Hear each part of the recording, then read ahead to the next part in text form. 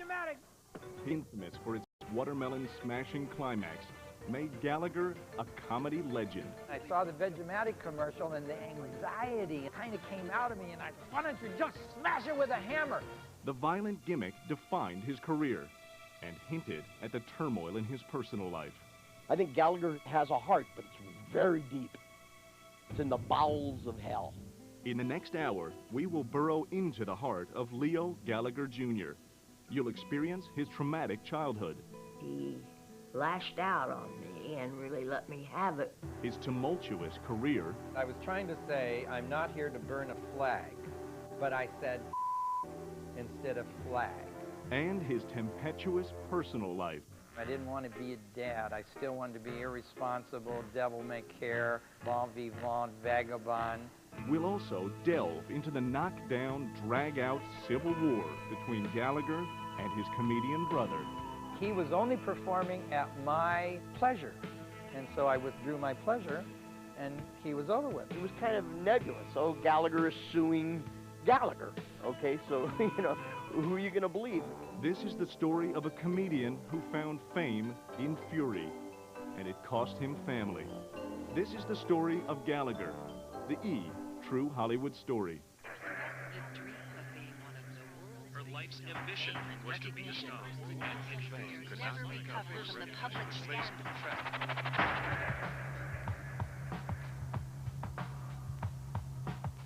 After returning home from World War II in 1945, 20-year-old Leo Gallagher married his 18-year-old fiancée, Garnett Phelps. 9 months later, on July 24, 1946, Leo Anthony Gallagher Jr. was born at Fort Bragg, North Carolina. It was not a good time for Leo and Garnett to start a family. After completing his tour of duty, Leo was out of work. The Gallaghers packed up and moved to Lorain, Ohio, where Leo's mother ran the Antler Hotel. Leo Jr. remembers Garnett toiling in the laundry room of the hotel. We went to wash clothes in this huge rolling wooden barrel with really scalding hot water, and that's how I spent my Saturdays. Money was scarce at first, but Leo found work with a finance company in Lorain. In the next few years, the Gallaghers had 2 more children. Jerry was born in 1947, and Constance followed in 1949. Garnett, however, had little interest in doting on her growing family. Mom don't want to clean the house. Mom don't want to stay home. My mom wanted to have a life. Leo Sr. was distant and foreboding. Younger brother, Jerry Gallagher. Well, we were afraid. We were afraid of him. There was always several dozen things that you could get in trouble for. And the question was, which one was he talking about at the time? Leo Sr. put extra pressure on 6-year-old Leo Jr. by giving him a nickname to live up to. He wanted a butch type of guy, because you can't be like this wormy little guy with glasses that wants to read all the time and your name is Butch. I was always the littlest guy, but I had a clever mouth. I could always talk my way out of things. Butch Gallagher was expected to be mature beyond his years. My dad said, you know, my dad died when he was 30 years old, so watch out. I may just kick off at any time. You'll have to take care of Mom. In the meantime, Butch took care of the other kids. I just always remember babysitting my brother and my sister. I only had 2 for a while. Then Ron came along, and they said we had another baby, and I thought, oh, God, a baby, another one. Butch reluctantly shouldered the responsibility. Baby Ron turned out to be a real handful. He stuck the tweezers in the electrical socket and shorted out the house, and I had to call my mom at work and tell her we didn't have electricity. For the next 3 years, Butch went to school, then came home and watched over his brothers and sister. Then, one night in the winter of 1954, the 9-year-old awoke, terrified. I couldn't breathe, and it was scary. I'd never experienced anything like that. And we went to the hospital, and they put me inside of an oxygen tank. Butch was diagnosed with asthma. The condition was worsened by the severe Ohio weather. Butch's doctor suggested that the Gallaghers relocate to a warmer climate. In the spring of 1955, Leo moved the family south to Tampa, Florida, where they bought a comfortable 3-bedroom house. Within a few months, Butch's asthma cleared. In Tampa, Leo Sr. took another finance job, and Garnett got a job as a receptionist at Tampa General Hospital. When he wasn't at the office, Leo Sr. found time to tinker in a workshop behind the house. He likes to work with his hands and build things, and he taught me how to use tools at a very early age because he didn't want to go and get them, so I had to know what each tool was. Then, in 1959, Leo designed and built a roller skating rink. Garnett was furious. The family of 6 was forced to leave their home and move into a small trailer behind the rink. If you went back to the trailer, you could still hear the rink music. If you tried to go to sleep, it was still... The next year, Butch enrolled at Tampa's Plant High School. The boy was smart and immediately joined the honors program. But the 14-year-old was bored. It was at this point that the first glimmer of comedy surfaced. History teacher Sylvia Lampert. He wanted to be the class clown. He entertained us sometimes, and sometimes it got a little out of hand, but he knew a lot about everything. He was ornery, spunky. No one ever got ahead of him. And sometimes he could be a real pill. Fed up with school and frustrated at home, Butch needed somewhere to turn to blow off some steam. And the closest thing available was his father's roller skating rink. He took lessons and was very serious about his skill and practiced a lot and competed a lot. He was by far the best skater in the family. Former skating coach and friend Jack Greer. Gallagher in particular was a very, very fierce competitor. He was many times a regional champion, many times. In 1961, at the peak of Butch's success in skating, the rink was ailing financially. Leo lost the business to a competitor. For Leo's wife Garnett, it was the last straw. In 1963, Leo left and moved to Sarasota to run a trailer park. 17-year-old Butch was out from under his father's thumb, but anger bubbled inside him. On June 5, 1964, Butch's longtime teacher, Mrs. Lampert, felt the brunt of his frustration. During one of my discussions in the class, he lashed out on me and really let me have it so hard that I had never cried in class, but the tears came down. Butch was expelled for his verbal attack.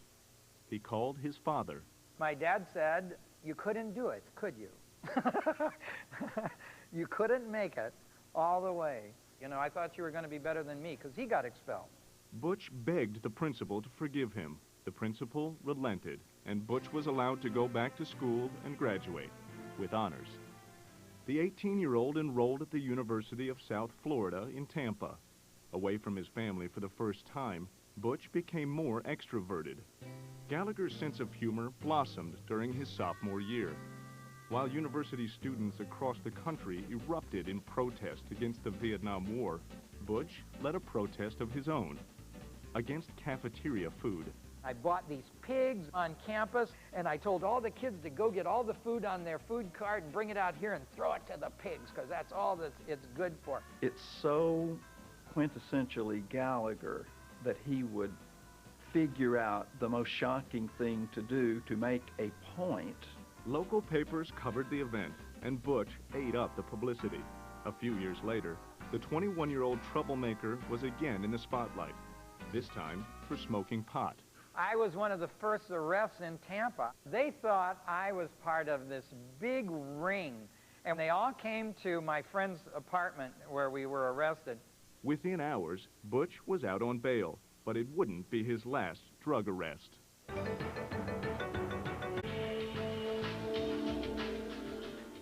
By 1969, 22-year-old Butch Gallagher had a miserable childhood behind him and an uncertain future ahead of him.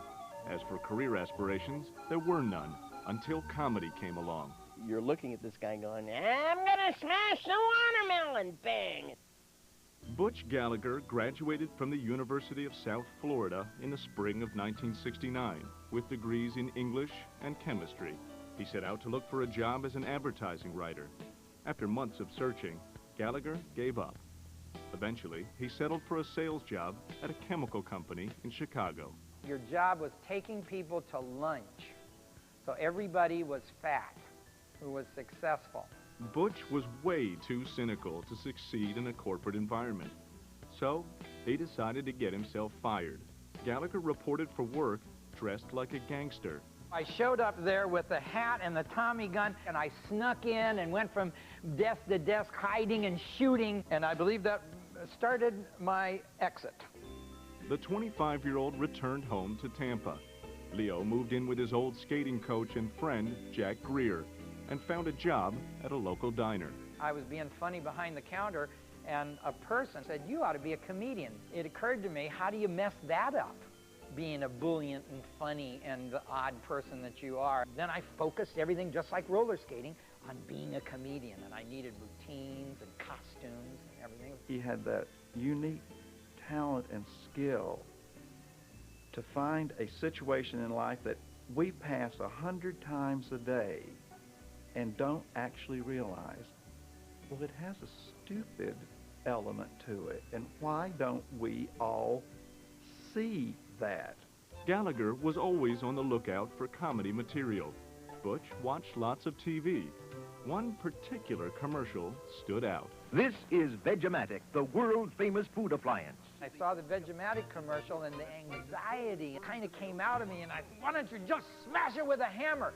The Vegematic was a small, handheld appliance used to slice, dice, and cut up vegetables. Gallagher's idea was to parody the commercial by smashing vegetables with a sledgehammer. I wrote this comedy routine. That's when I decided to go make a hammer. Gallagher went into a wooded grove and cut off a slab of an oak tree and attached the wood to an old broom handle. It was a caveman-looking tool. Gallagher constructed the primitive-looking sledgehammer with the sole purpose of pulverizing whatever it hit. In 1971, 26-year-old Butch auditioned for local talent agent Sid Rudeau. Butch showed Rudeau how he pulverized small fruits and vegetables with his new Sledge-O-Matic hammer. A startled Rudeau signed the young wannabe comic, who became known simply as Gallagher. Through his new agent, Gallagher was introduced to country singer and comedian Jim Stafford. I just told him that I was a comedy writer and that I had a comedy routine, and he was friendly to me, and we hit it off. Although Gallagher's goal was to be on stage himself, he accepted Stafford's offer to work as his road manager and stagehand. The two men became fast friends. We have totally different styles. He wants to be nice to everybody and not offend anybody, and I can't wait to turn you inside out and slap you in the face. When he wasn't working for Stafford, Gallagher booked gigs at dive bars on the Florida Gulf Coast. The results were mixed. After performing his Sledge-O-Matic routine at a topless bar, Gallagher was fired by the manager's wife. She did not see any humor in smashing small fruits and vegetables. In 1973, Jim Stafford and Gallagher moved to Los Angeles. Soon after arriving on the West Coast, Gallagher landed a gig at Murray Langston's Showbiz Club in the San Fernando Valley. I went there so that the comedians wouldn't steal my jokes. Because if you went to the Comedy Store, the comics who were going to be on The Tonight Show check you out, and if you have a good joke, they might do it during the sit-down. For almost 2 years, Gallagher fine-tuned his act at Langston's Club and other small venues around Hollywood. By 1975, Gallagher caught the eye of Comedy Store owner Mitzi Shore. He began appearing at her clubs, pulverizing produce with his Sledge-O-Matic. During a 1975 New Year's Eve show at the Westwood Comedy Store in Los Angeles, Gallagher graduated to bigger fruit, a watermelon. Stand-up comic Argus Hamilton. I have never in my life seen a crowd fall over like they did. It's the hardest I've ever seen human beings laugh.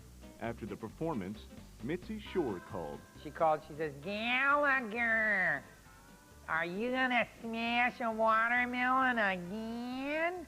And I said, "No, Mitzi, I was just for New Year's Eve." "Oh, no, you have to. We're sold out. 2 shows." And so I had to go get watermelons. Walloping a watermelon became the centerpiece of Gallagher's act. Comedian Vic Dunlop. People were going, "Ah!" and he'd be smashing watermelons in this little comedy room. and the watermelon would just fly everywhere. Gallagher was an overnight sensation.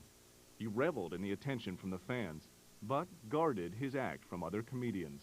He had such unique material that I think there was a lot of jealousy, you know. There was a lot of jealousy back then. Gallagher wouldn't talk to anybody. He would come in, he'd do a show, and he'd split. And people thought he was, an Did you order any tea? In 1977, Gallagher became a regular on the improvisational game show, Make Me Laugh. I felt that I really became famous is when I did Make Me Laugh. And then people really started to treat me like a celebrity. Get a facade come out the top of this thing. I think I knew that my life would be ruined once I became a celebrity, and I kind of held on to being nobody as long as I could.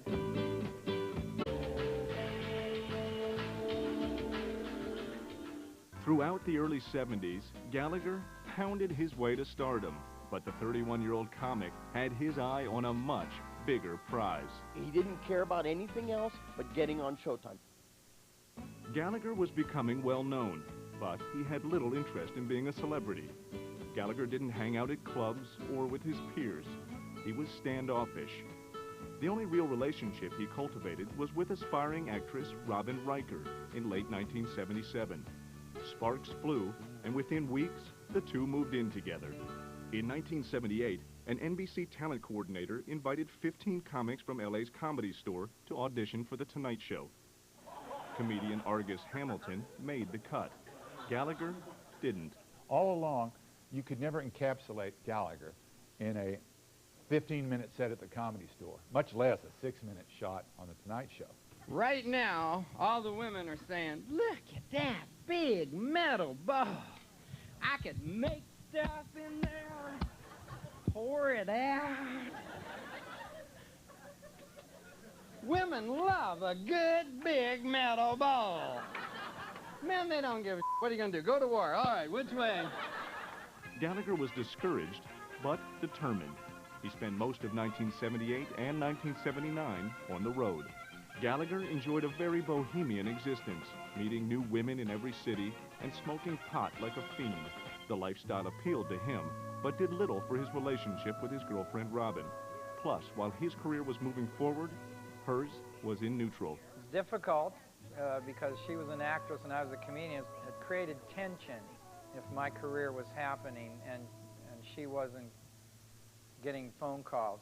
Finally, in 1978, Gallagher got a call from The Tonight Show. The appearance, on August 3rd, jolted his career. The bookings became more frequent and profitable. In the spring of 1980, after 3 years, Gallagher and Robin split up. That summer, Gallagher met Deidre Higgins, who hired acts at the LA nightclub Laugh Stops. She says, we're trying to book you. We've got some jobs for you. And so she booked me all right. Gallagher toured as the warm-up act for singer Kenny Rogers. In December 1980, the comedian received a surprise phone call from Deidre. She was pregnant.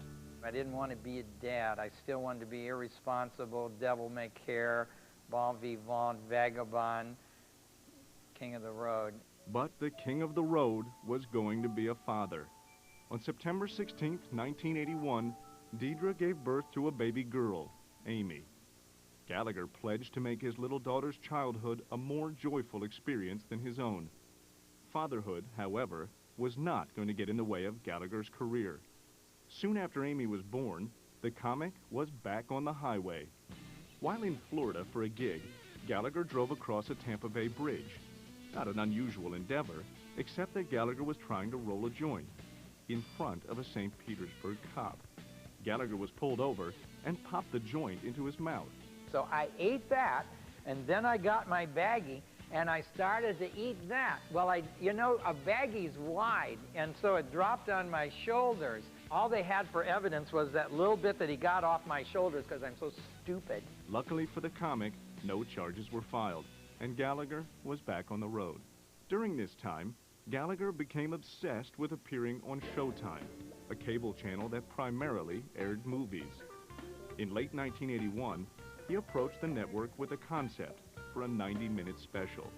Executives decided to give it a try. Everybody was saying, oh, it's just cable, it's not going to be a big deal. Meanwhile, Gallagher focused on being the first. Personally, I think Gallagher put Showtime on the map. Gallagher, stuck in the 60s, aired in early 1982. The special was an enormous success. I'm just made for cable, where I'm going to say things and be outrageous and do what I want to do without having to have meetings to see if it would be okay. Showtime quickly signed Gallagher for additional shows. I made a show for Showtime every 6 months for about 4 years. I just popped them right out. The lucrative Showtime gigs made Gallagher the envy of every struggling comedian in America. He used to go to the bank when we were depositing $600 for shows. He was depositing probably $600,000. He pioneered Showtime, really did, and made it available for other comics to get on there.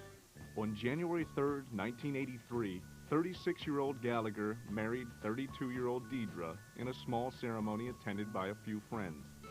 The marriage was strained from the beginning, but Gallagher was crazy about his little daughter.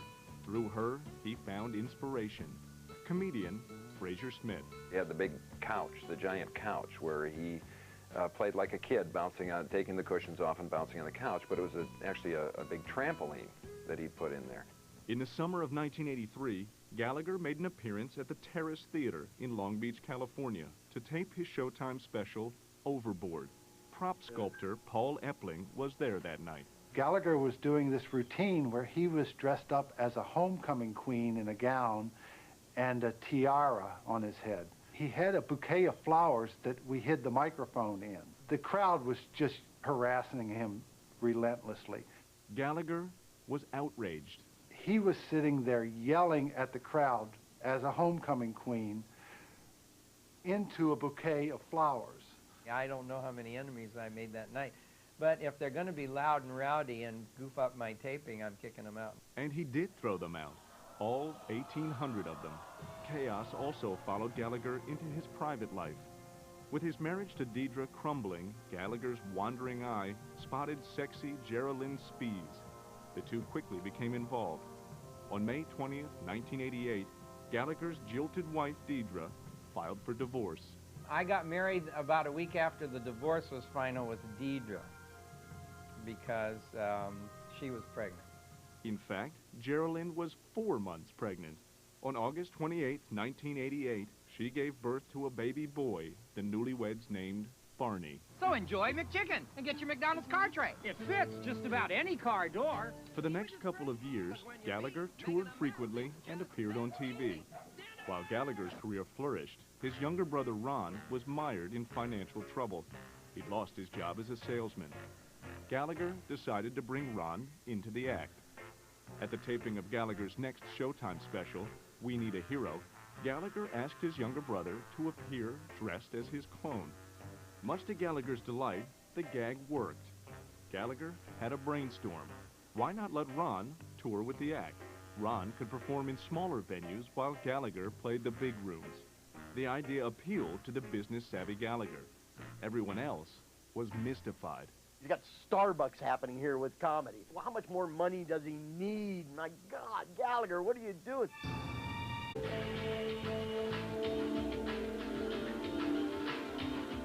See, now everybody knows I smoke dope. Because you don't buy $3,500 watermelons after a cup of coffee, okay? Gallagher's traveling comedy show made him a wealthy man. He brought his brother into the business in 1989.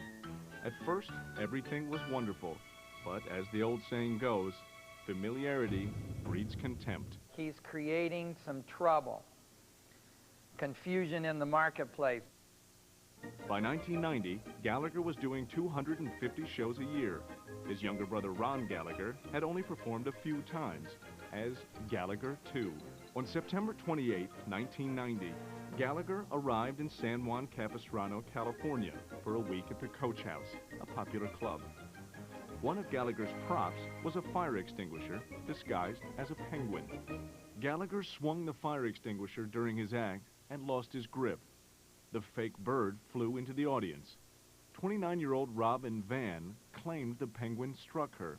3 months later, while appearing at the Circle Star Theater in San Carlos, California, Gallagher made an unfortunate slip of the tongue. I was trying to say, I'm not here to burn a flag, but I said instead of flag by mistake, and the audience jumped on it. And then I ad-libbed a comment. I said, well, you know, don't mind if you burn them. They like it when you blow them out. The humor was lost on gay rights activist Greg Hollander.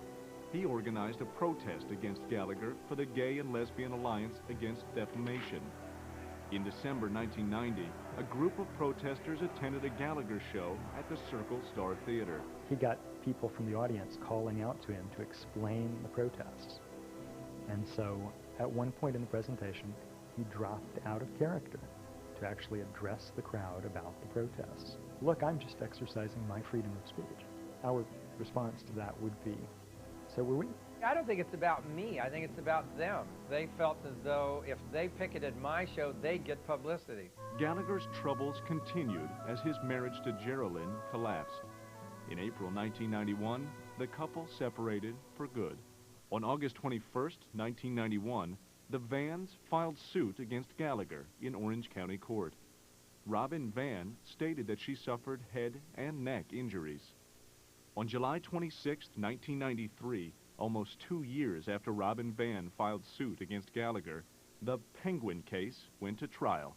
After 1 week of testimony, Judge William Froberg handed down his judgment, ruling in Gallagher's favor. She couldn't prove she'd gotten hit. The Vans were ordered to pay more than $10,000 in court and attorney fees. Unfortunately, Gallagher, too, didn't learn from his brother's experiences. In late 1993, Ron Gallagher threw a sledge-o-matic into his audience. A New Jersey man was hit by the prop and sued Gallagher, too, for $750,000 in damages. He won. Ron decided not to tell his famous brother about the lawsuit. The article came out in the paper, said Gallagher gets a judgment for $750 because he hit somebody in the head. And he told me it was like none of my business, you know, and there was nothing I could do about it. He's creating some trouble, confusion in the marketplace.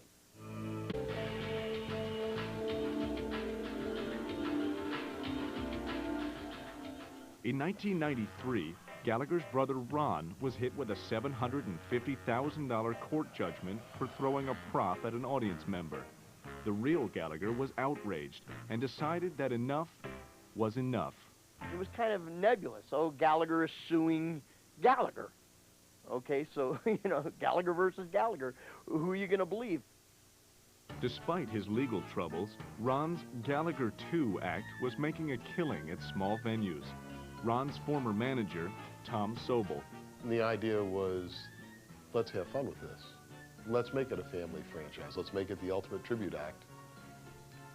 But let's not misrepresent it. The arrangement worked when Ron, Gallagher 2, stayed in small markets. But he was tempted by the bigger markets and the bigger money. It's like God telling to Adam and Eve, don't eat the apple. Ron, eat the apple. Applesauce. Ron decided that there were bigger venues and more dollars for him to earn. That meant that there were more and more people who were willing to try to work around the edges of legitimacy. Audiences couldn't tell the two brothers apart.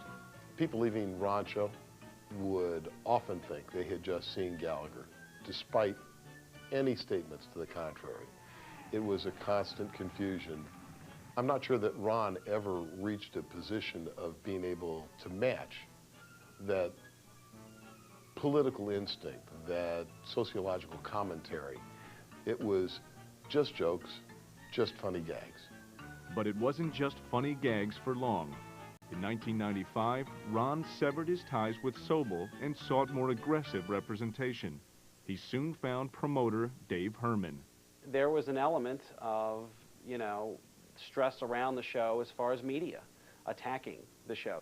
Boom, an article comes out saying you're seeing a fake, a phony, and here you go, you're giving refunds. Rumors began to circulate that upset Gallagher. I have the articles that say that we divided the United States by the Mississippi, that I had gotten out of drug rehab and couldn't come and do the show, that I'd retired, and I finally had to do something when I heard I died. Gallagher confronted Ron, but he dismissed the rumors and the growing confusion. He said, I'm just a pimple on your butt. What do you care about what I'm doing? He was tricking me. We weren't on the same side anymore. It's not just a pimple on my butt. Later that year, Gallagher received an unexpected phone call from his father, Leo. My dad hardly ever calls me. I knew he was up to something. He told me that they want him in Vegas, like this swell had occurred. There was this movement in show business and a demand that we need Ron in Vegas. And I said, well, what hotel? And there's a long pause, like it's uncomfortable for him to tell me that it's the hotel that I work at, the Sands Hotel. I knew then that that was not the truth. And I knew then that my dad was on my brother's side against me, and they were trying to trick me.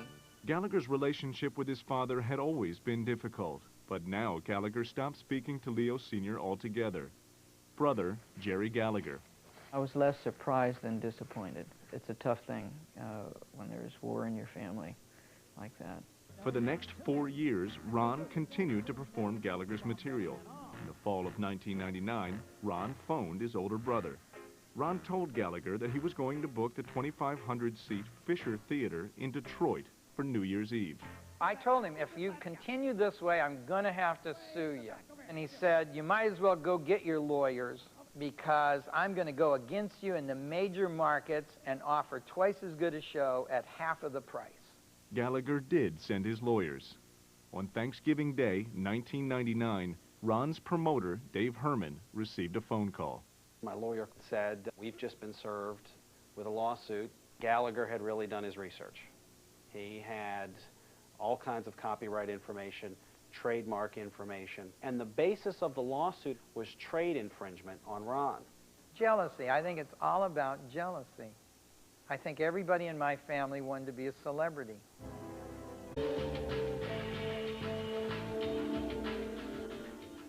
By November 1999, the once successful business partnership between the two Gallagher brothers turned into a civil war. Gallagher filed a lawsuit against his look-alike brother Ron and prepared for battle. The hardest thing is letting the other side have their say when you know that they're bald-faced lies. On December 14th, 15th, and 16th, Gallagher performed his act in Detroit, just days before his brother Ron arrived in town. Every seat at the Royal Oak Music Theater was filled. Though many of the tickets had been donated to local charities, the comedian wanted people to know who the real Gallagher was. Audiences would go to see Ron Gallagher, expecting to see Gallagher. It got to the point where Ron Gallagher was booking shows as Gallagher. On December 23rd, 1999, the deeply divided Gallagher family arrived at the U.S. District Court in Detroit, Michigan, for the first hearing in the lawsuit. Gallagher attempted to greet his mother, Garnett. I hadn't seen my mom and dad in a long time, and I wanted to just talk to them, but they didn't want to talk because they were on the adversary. But I'm allowed to talk to my mom. Another person deeply affected by the lawsuit was Ron's promoter, David Herman. I went into a serious depression. I really felt like it got to a point where you're putting a show on sale. There's people buying tickets. Some of them at every show are not purchasing tickets for who they think they're purchasing tickets for. I didn't get into this business to be attacked by media, to be yelled at, to be threatened, to be accused, to be sued. On the stand, Gallagher categorically denied that he was grooming his brother as a replacement. The comic maintained that Ron had never toured with him. Gallagher then spelled out the most important directive he gave Ron. I told him, don't appear on television smashing the watermelon, because that'll confuse people, and then you could say you're the guy on TV who smashes watermelons, and I'm the guy. In a sworn affidavit, Leo Gallagher Sr. claimed that he helped invent the Sledge-O-Matic when Leo Gallagher Jr. was a child. He also maintained that he had been hired by his first son to train Ron to be Gallagher too. In court, Gallagher denied these claims. 8 days later, on December 31st, 1999, Ron Gallagher appeared at the 2,500-seat Fisher Theater. Only a few hundred tickets were sold. On January 27, 2000, the Carousel Club canceled Ron's March performance. Carousel Club owner Jeff Mackey was concerned about the lawsuit. I'm thinking in my head, Gallagher is not going to lose a lawsuit against his brother. If Ron loses a lawsuit and I publicize and spend this money on advertising, I'm throwing money out the window, because if he loses the lawsuit, where am I? I'm holding the bag going, okay, Ron can't do the show now, so I'm left with no show. Then the real Gallagher called Mackey. When Gallagher called me up, he was talking to me about his brother, about how many people he had, and I told him how many, and he asked me, he says, well, why didn't you ever book me at your club? Well, I didn't think he'd be interested in doing a small club. He says, well, I'll come in and take the door. That's when I told him, let's create an event, let's do it outside. That's how we came up with the beach party. On February 8th, a second hearing took place. Ron Gallagher testified that he helped create the Sledge-O-Matic when he and his brother were children. Ron also claimed he was hired by his brother as a franchise act, and that he wrote new comedy material for Gallagher. Gallagher scoffed at these suggestions, but before the trial went to the jury, the comic asked his brother Ron to stop performing for 1 year. Gallagher made an offer he believed Ron couldn't refuse. I offered him $70,000 and all my old jokes, but no smashing. And in that time period, he could try to establish jokes of his own and routines of his own. Ron turned down the offer. On April 11th, Judge Paul Borman sent the Gallagher case to the jury. A decision was expected in July. Meanwhile, Gallagher's reputation was being trashed throughout the stand-up comic community. The rumors were out that Gallagher was an ass, and he was suing his brother, and how could he be doing this to his own family? His dad hated him, and his brother hated him, and nobody realized that, you know, it was Ron that was screwing up the whole deal. In early May, Gallagher arrived in Salina, Ohio to promote his 3-day watermelon bonanza. On May 19th, thousands of fans arrived to see the comedian and his new Super Juicer at the Carousel Club. Almost 1 month later, after returning home from the Ohio show, Gallagher began having severe chest pains. I had my daughter and my son over, and that's seldom that I have both of them at the same time, and I really didn't feel like running to the hospital. I wanted to hang out with them, so I ignored it until the next day, and then I had a pain in my outside of my arm. 29-year-old Julie Parks, Gallagher's live-in girlfriend, rushed him to the hospital. I had a heart attack, and you're lying there looking at the TV and seeing your condition of your heart, and it was really nakedness that I didn't like. Even on stage, I feel like I can hide from everybody. They don't really know who I am.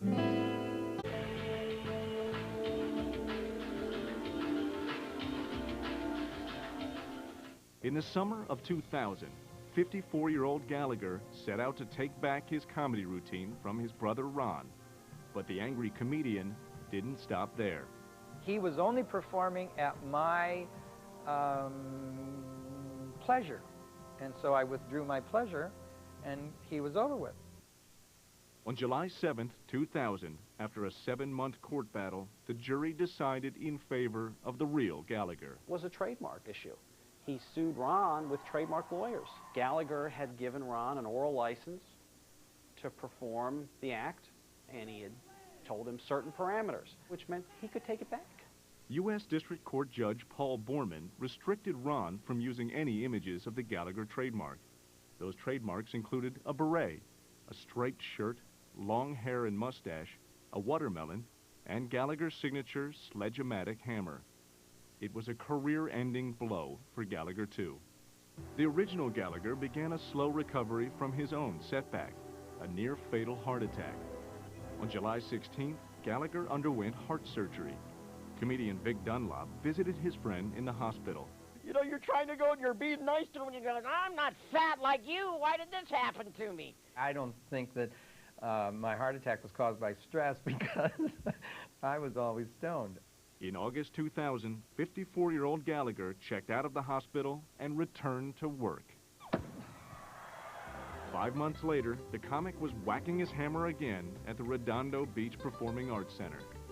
Gallagher also presented fresh jokes with an eye towards a new audience, the Spanish-speaking community.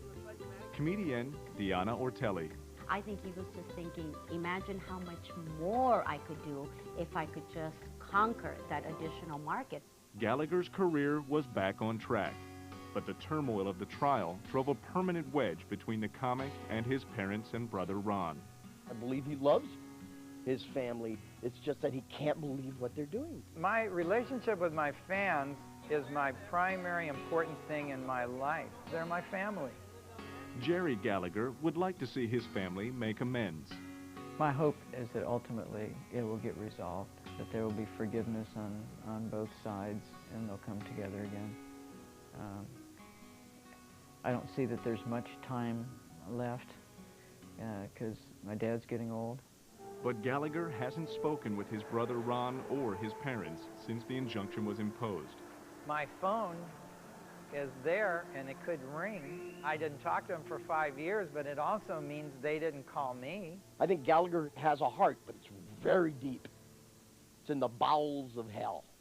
I don't want to sign the back. I don't want to sign the back of the ticket. I want to sign the front so you can glue it down onto something else. I have to tell everybody.